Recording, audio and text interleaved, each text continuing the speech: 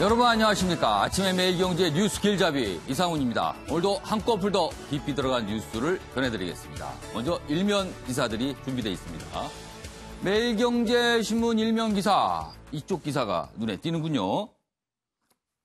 포스텍 AI 필수 과목으로 정한다. 인공지능 필수 과목으로 정한다는 얘기입니다. 내년 1학기부터 전면 도입하겠다. 전 세계 대학들 AI 경쟁 불이 붙었습니다. 우리 대학도 가만히 있지는 않고 있는데 포스텍이 나섰군요. 김도연 총장 인터뷰 내용을 전하고 있는데요. 앞으로 모든 국민이 AI를 사용하게 될 것이다. 그렇기 때문에 대학에서 기본적으로 이 분야만큼은 배우고 나가야 된다. 이런 취지입니다. 자, 이번엔 한국일보 보시죠. 문재인 대통령 내일 트럼프 대통령 만나서 비핵화 톱다운 돌파구를 찾는다. 지금 북핵 논의 교착 상태에 있습니다. 오늘부터 1박 3일 방미, 오늘 오후에 출국합니다. 그리고 2시간 정상회담을 갖고요. 폼페이오, 볼턴, 펜스 등 북핵과 관련해서 미국에서 중요한 역할을 하는 인물들입니다. 잇따라 접견도 합니다. 비핵화 톱다운 돌파구. 이번에는 무언가가 마련이 될지 모르겠습니다. 자, 다음은 조선일보 보시죠. 일본 주한대사관 신축 4년 끌다 돌연 취소. 이렇게 돼 있습니다. 건축 허가 받은 후 착공을 연기를 하더니 이번에는요. 본국 최종 승인이 안 났다며 취소를 해버렸습니다. 지금 다른 곳에서 임시로 쓰고 있거든요. 그렇다면 대사관 건물을 져야 되는 게 상식적인 건데 취소가 돼버렸습니다.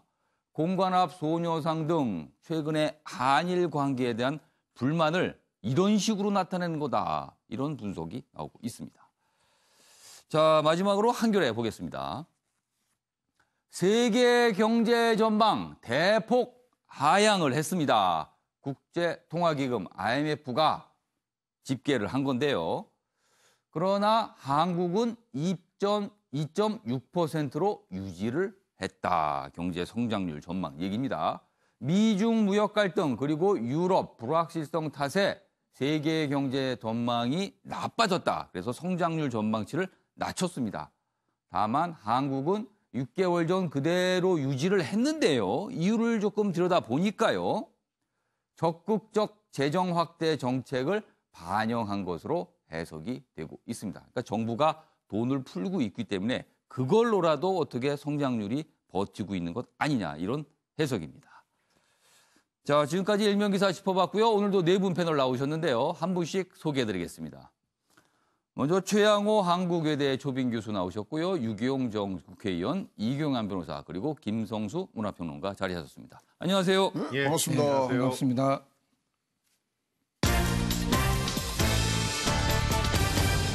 오늘 다룰 뉴스의 핵심을 정리하는 아침을 여는 키워드 4가지입니다. 첫 번째 키워드, 장관 임명 강행의 뒤끝. 뒤끝이 아주 진합니다. 지금 정치권에서. 그리고요, 두 번째는요. 세 번째 마약 주사. 그런데 과거에는 삭발을 했다. 이런 얘기 나오고 있고요. 30억 주식 부자 판사 부부. 주식 부자까지는 괜찮은데요. 판사 부부라는 점이 논란이 되고 있군요. 노하면 다 날린다. 이런 모습을 보이시는 분이 지금 미국에 계십니다. 자, 지금까지 일명 기사를 소개해드렸고 오늘 다룰 내용 키워드까지 4가지로 정리해드렸습니다. 그럼 첫 번째 이슈는요. 정치권에서 벌어지고 있는 공방. 지금부터 좀 얘기해봐야겠습니다. 첫 번째 기사는요. 이렇군요. 어제 국회에서 나왔던 발언들이 소개돼 있습니다. 어차피 임명할 텐데 청문회 하면 뭐하나. 문영배 축하한다. 여기서 문영배란 이름은요. 헌법재판관 후보자. 어제 국회에서 인사청문회가 열렸거든요. 여기서 지금 야당에서 이런 발언을 했습니다. 자세히 보시죠. 한국당 인사청문회에서 꼬집었습니다. 고성 오가다 3시간 정해 뒤 가까스로 속개가 됐습니다. 그리고 진행은 되긴 했습니다. 자, 문영배 후보자, 통진당 해산 잘못 아니다. 우리법 회장은 할 사람이 없어서 맡았다. 이런 건 논란이 계속 됐는데요. 야당 쪽에서는 청문 보고서 채택 안 해도 임명할 텐데 청문회 이거 왜 하나? 문영배 후보자 임명된 겁니다. 축하합니다. 이렇게 반응을 보였다고 합니다. 이런 와중에 자유한국당 어제 청와대 앞에서 긴급 의원총회. 근데 모습은 집회죠. 집회를 열었습니다. 보겠습니다. 한국당 청와대 앞 긴급 의총 어제 열었습니다. 민주당 불통 드러낸 장외 투쟁이다. 이렇게 또 비판을 했어요. 장관 임명 강행 놓고 충돌을 계속 벌이고 있는데요. 의원 70명, 문재인 대통령 사과하고 청와대 개편 후 야당과 국정을 이끌어야 한다. 이렇게 요구를 했고요. 김현철 신임 장관 어제 국회를 찾아가서 인사를 했는데 면담을 거절했습니다. 그래서 지금 4월 국회 시작은 됐는데 일정도 지금 못 잡고 있죠. 정면으로 충돌하고 있는 양상입니다. 그럼 여기서요. 어제 국회의 모습과 청와대 앞의 모습 영상으로 확인해 보겠습니다. 청문회를 하면 뭐합니까? 이 청문회에서 어떤 의혹이 제기되고 어떤 문제가 발생돼도 대통령은 임명하실 겁니다. 문영배 후보자는 이미 후보자가 아니라 헌법재판관입니다. 현재 대한민국은 인사 무능, 인사 검증 실패, 인사 무정부 상황에 와 있습니다. 인사청문 보고서가 채택이 안 돼도 대통령이 임명할 수 있다고요? 그러면 책임이라도 지셔야죠. 우리 국민들에 대한 대국민 사과를 받아야지만 인사청문회가 효용 가치가 있다.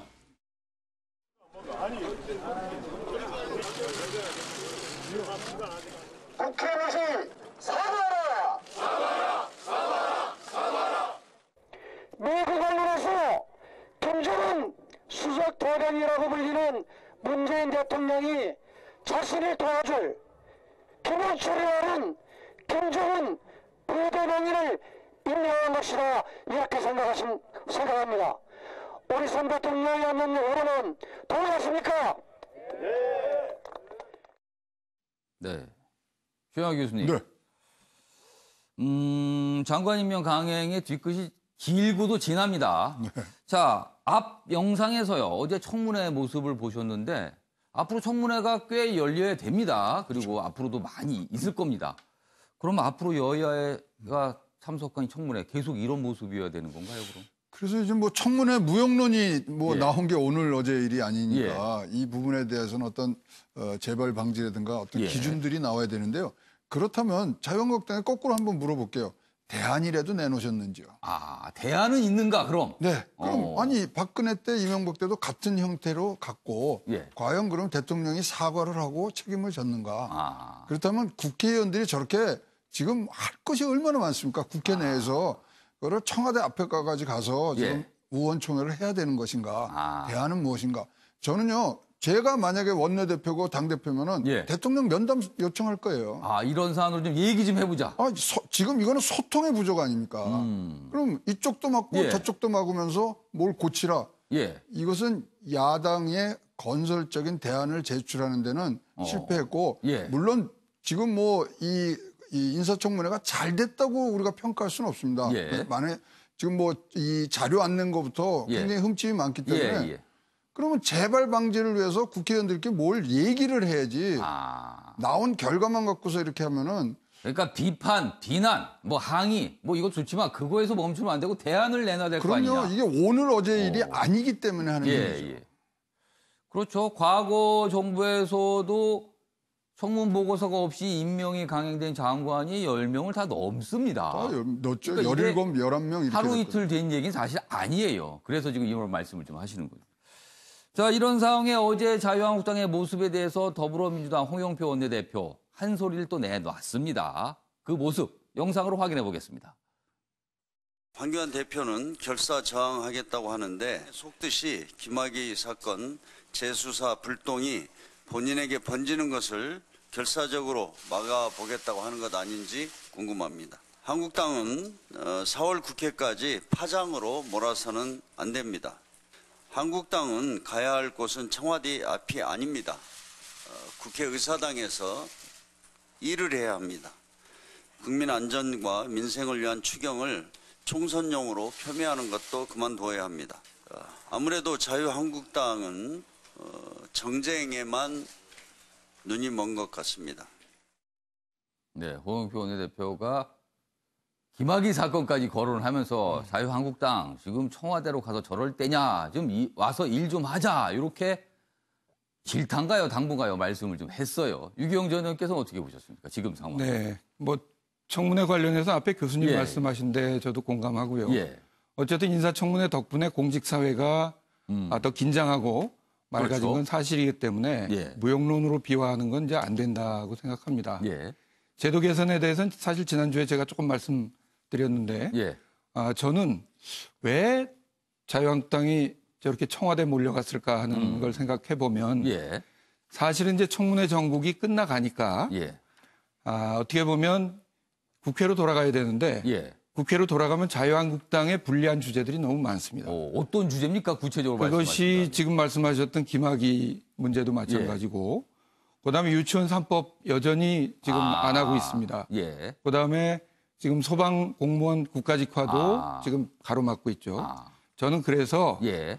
반청와대 프레임을 계속 유지하기 위해서 갖고 예. 사실 주영훈 경호처장에 대한 예. 그 거의 가짜 뉴스라고 저는 생각하는데 예. 그 문제를 제기한 것도 예. 사실은 반청와대 프레임을 계속 가져가고 예. 국회를 무기력화시키는 뭐 예를 들면 제가 어제 청와대 고위직하고 통화를 했습니다만 예. 그 주영훈 그 경호처장 경호처장. 가사 문제는 예.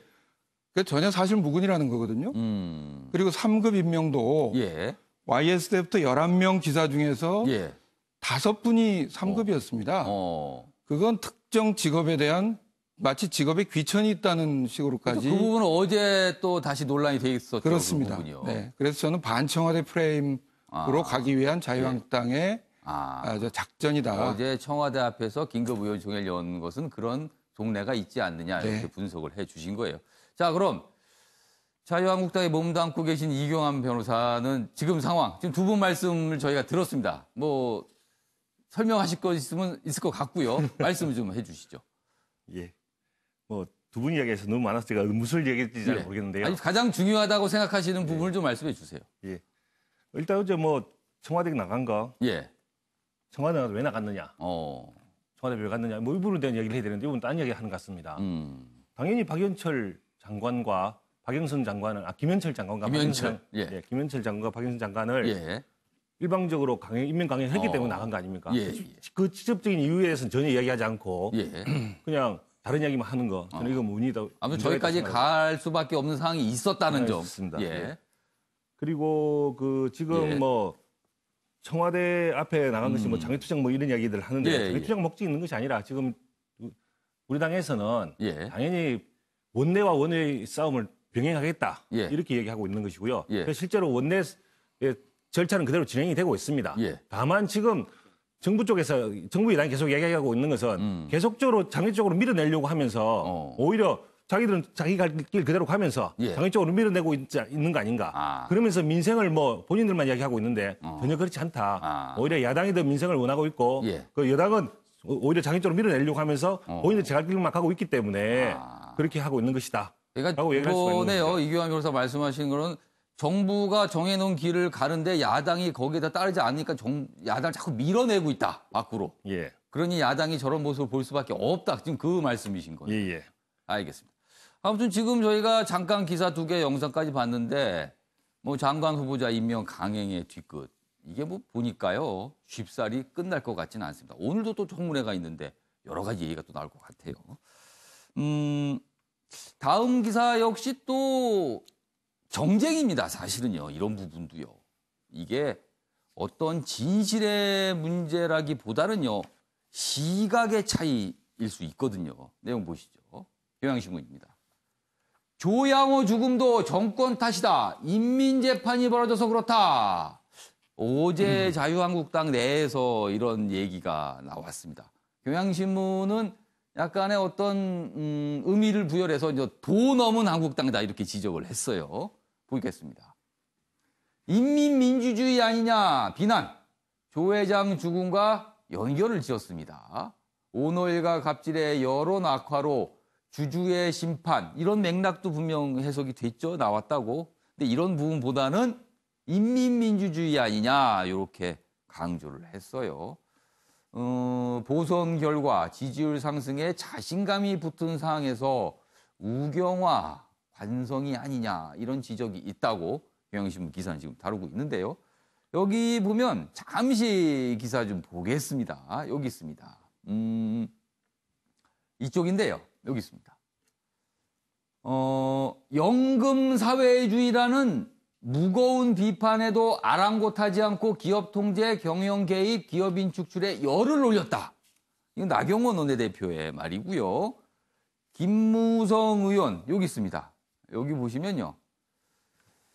국민연금은 대한항공을 20년 이상 이끌어온 조 회장의 이사 재선임을 저지했다. 결국 이것이 조 회장을 빨리 죽게 만든 것이다. 이렇게까지 주장이 나왔습니다.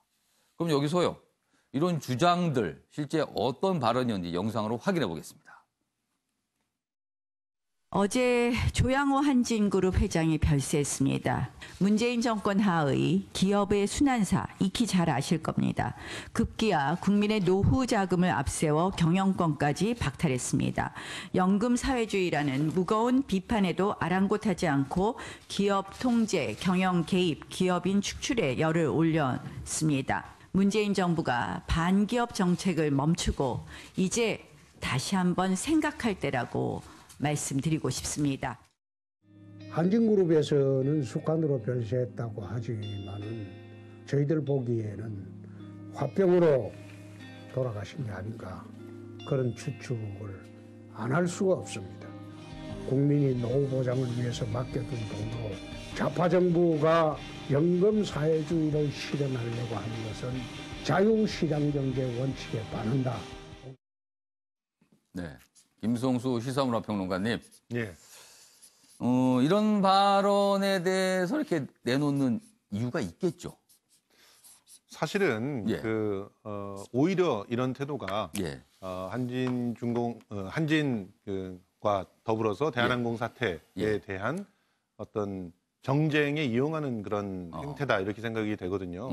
사실은 한진 측이나 대한항공 측에서도 전혀 이 부분에 대해서 무슨 뭐 잘못된 그런 어떤 그 정치 공세가 있어서 그것에 희생양이 됐다 이런 논평을 전혀 안 하고 있잖아요. 기업 측에서는 뭐 그런 논평하기가 어렵겠죠. 아니, 물론 그렇긴 하겠지만 그래도 실제로 억울한 그런 부분들이 있다고 하면 그것을 적극적으로 보도자료 등등을 통해서 얘기를 할 수 있는데 그렇게 하지 않고 있거든요. 그리고 연금 사회주의라고 하는 말을 자꾸 얘기를 하시는데 연금 사회주의는 그 학술적인 용어로는 다른 상황에 적용되는 말이고 여기다는 적용될 수 있는 말들이 아니고요. 이건 주주권을 행사한 겁니다. 아마 그러니까 이 발언을 하신 분들의 방점은 아마 이 사회주의다. 여기에 아마 방점을 좀 둔 것 같긴 해요. 아니, 도대체 어디서 사회주의가 되고 있는지 잘 모르겠어요. 왜냐하면 주식을 갖고 있는 사람이 자기가 주식을 갖고 있는 것만큼 권리를 행사하는 게 사회주의입니까? 그건 민주주의죠. 오히려 주주민주주의라고 우리가 얘기를 합니다. 이전까지는 주주민주주의가 잘 통하지 않았죠. 대주주의 눈치 보기에 바빠서. 그런데 이제는 그런 주주민주주의가 살아있어야 건강한 기업이 될 수 있다라고 하는 전제하에 진행이 됐던 일이고 그리고 뭐 아랫사람들한테 물컵 던지고 그러는 것은 당연히 국민들이 분노한 거 아닙니까? 그렇죠. 그러면 뭐 국민들을 어떻게 비난하고 있는 건지 오히려 이런 내용들로 자꾸 어떤 각을 세우게 되면 국민들 전체를 적으로 돌리게 되는 그런 상황이 맞닥뜨려지게 될 거라고 생각합니다. 알겠습니다. 이규환 변호사. 옆에서 약간 빙글에 미소를 지으시면서 들으셨는데. 잘 모르겠습니다. 예. 건강한 기업을 유지하는 부분에 대해서 누가 반대하는지 잘 모르겠습니다. 연금 사회주의라는 표현이 있긴 하지만 그 부분은 어떤 국가가 이 주주권 제대로 잘못 행사했을 때 하는 이야기입니다. 국가가 자기 지배력을 높이기 위해서 이것을 연금을 함부로 활용할 때를 이야기하는 거지 건강한 기업 유지를 위해서 하는 것까지 이야기하는 건 절대 아닙니다. 그걸 마치 그런 것처럼 이야기하는 건 문제가 있고요. 물컵 던진 거 잘못했다고 이야기하고 있습니다. 물컵 던진 거 자체를 잘못했다고 얘기하지 않는 건 아니지 않습니까? 문제는 뭐냐면 이분이 스트레스를 받아서 건강하던 사람이 갑자기 죽었는데 그 과정에서 압수수색을 18번 받았고 포토라인에서 뭐 10몇 번 섰고 이런 부분들이 개인의 건강에 영향을 미쳤을 것이다. 이런 부분들까지 그렇게 과도할 필요가 있느냐. 그것은 이 현 정부에 어떻게 보면 그 친노동 반기업 정서가 포함되어 있는 거 아니냐라고 야당이 충분히 할 수 있는 이야기예요. 그리고 전체적으로 그런 이야기들을 그런 맥락에서 얘기를 한 것을 일부분만 과장 보도해서 얘기하는 것은 저는 문제가 있다고 봅니다. 알겠습니다. 그러니까 그런 전체적인 맥락을 좀 이해해달라는 이규환 변호사의 당부셨네요. 지금 정치 기사 쭉쭉 이어지고 있는데요. 사실은 이런 주제를 많이 다룹니다. 언론에서. 그렇지만 다루면 다룰수록 정쟁이 심해지는 것 같기도 해요. 사실은 이런 주제가. 그래서 저희는 뭐 깊게 들어가긴 하지만 이 정도에서 이 사안을 좀 다뤄보고요. 어제 문재인 대통령이 이 강원 산불과 관련해서 재난방송 문제에 대해서 좀 지적을 했어요. 대통령이 이런 지적을 한 것도 굉장히 이례적으로 좀 보이긴 하는데 그 기사 준비했는데요. 보시죠. 경향신문 기사입니다.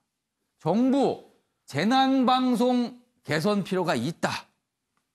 대피 구조 정보를 우선 제공해야 된다. 이렇게 어제 정부에서 입장이 나왔는데요. 재난 주간 방송사인 KBS 강원 대형 산불이 났을 당시 재난 방송을 하긴 했습니다만 너무 늦은 것 아니냐 이런 지적 계속 받고 있거든요. 여기 보시면 산불 때 김제동 트럭 비난을 사고 있습니다. 그 시사 프로그램을 말하는 겁니다. 장애인 외국인도 고려한 매뉴얼 전반 손보기로 했다. 이래서 어제 문재인 대통령도 지적을 했고요. 이낙연 국무총리 역시 이 부분에 대해서 지적을 했습니다. 자, 그럼 여기서요. 관련 영상 보고 내용 이어가도록 하겠습니다. 이번 산불을 계기로 재난방송 시스템에 대한 전반적인 재검토 필요성이 확인되었습니다. 방송사, 특히 재난방송 주간방송사가 국민 안전을 최우선에 두는 정보 제공자의 역할을 할 수 있어야 합니다. 이번 재난 주간 방송사로서의 역할을 하지 않은 부분에 대해서 저희가 문제를 따져 물을 것은 물론이고 그동안 네, 최영학 교수님, 재난방송 여러 가지 좀 아쉬움을 남겼어요. 그렇죠. 공영방송인데 공영적인 가치와 그런 행동들을 좀 부족하게 한 점들이 많습니다. 특히 공영방송의 역할에 빛을 발하는 게 이런 재난방송이거든요. 그리고 딴 데서 뭐 이 상업성 방송이 아니기 때문에 이러한 국민들에게 정보를 제공하고 국민들에게 피해를 방지할 수 있는 예방 차원의 방송들을 했어야 되는데 불구하고 이제 정규 방송을 했단 말이죠. 이른바 소위 너무 한가하게 시간을 보냈다 이런 질타죠. 뭐 경주 그 지진 났을 때도 똑같이 일일 방송을 했었거든요. 이 방송 같으니까 벌써 그런 것들에서 지적이 갔는데도 불구하고 이번에 또 이런 일이 있는데 사실 뭐 안이하게 대처한 거죠. 이게 이렇게 큰 불로 될지 몰랐다. 뭐 등등의 이제 뒷얘기들 나오는 걸로 봐서는 굉장히 지금 뭐 소위 말하는 위기감에 대한 인식도가 굉장히 낮았다는 생각이 들고요. 자, 우리 국가에서 국가 재난으로 정하기 전에라도 분명히 이 정보는 나갔어야 되고 더불어 KBS라든가 이런 공영방송에서 이것뿐만 아니라 사실은 더 많은 양의 이 국민에게 정보를 줄 수 있는 그런 이 매체들을 이용해서 했어야 된다고 생각을 합니다. 유기영 전 의원님, 이 재난방송이 늦었다는 것도 질타를 받지만요. 재난방송 했을 때 현장 상황만 보여줬지 구체적으로 어떤 행동을 취해야 되고 뭘 조심해야 되고 어떻게 이런 부분도 좀 방송에서 알려줘야 되는데 그런 부분이 좀 부족했다. 이런 지적도 나오고 있어요. 네, 그렇습니다. 이게 국가재난방송이라는 자부심을 늘 KBS가 가지고 있고 사실 수신료까지 받는 방송 아닙니까? 그렇습니다. 그런데 비해서는 저는 이번에 대통령께서 아주 따끔하게 정확한 지적을 하셨다고 생각하고 저는 수어 통역도 제대로 이루어지지 않았다는 부분은 정말 좀 지적을 해야 된다고 생각합니다. 그 말씀을 드리는 이유는 그런 디테일까지 충분히 KBS가 챙기고 준비했어야 되는데 사실은 뭐 정규 방송을 취소하고 다른 방송을 편성하느냐의 문제는 별 문제고 그 진행자에 대해서 또 특히 뭐 야권에서는 별로 기분 좋게 생각하지 않는 부분도 있어 정쟁화되는 측면은 있지만 저는 이 문제는 정쟁화할 문제가 아니라 여야가 공히 KBS가 앞으로 확실하게 이런 역할을 할 수 있도록 뭐 제도 개선 이번에 반드시 해야 된다고 생각합니다. 그러니까 이건 뭐 정쟁의 문제가 아니라 잘못한 건 잘못한 거죠. 그러니까 그렇습니다. 바꿔야 되는 겁니다. 지금 상황에. 네. 대통령과 국무총리까지 질타한 상황에서 뭔가 움직이 분명히 있어야 될 것 같습니다. 김성수 평론가. 예, 사실 미디어 비평을 쭉 해왔기 때문에 예. 이런 부분은 단골로 지적되는 사항입니다.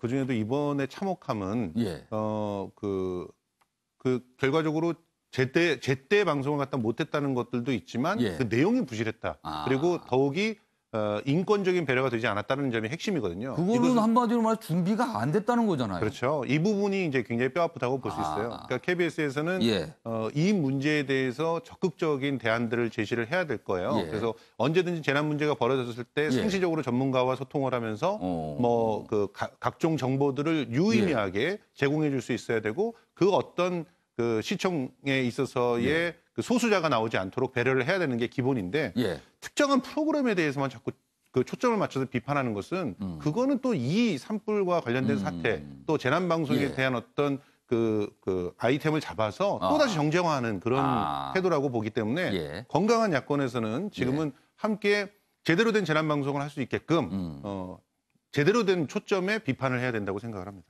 알겠습니다. 뭐 지금 정치 주제로 쭉 이어봤는데요. 시간이 벌써 25분이 지났습니다. 다른 이슈들이 많이 남아있어서 속도 좀 내보겠습니다.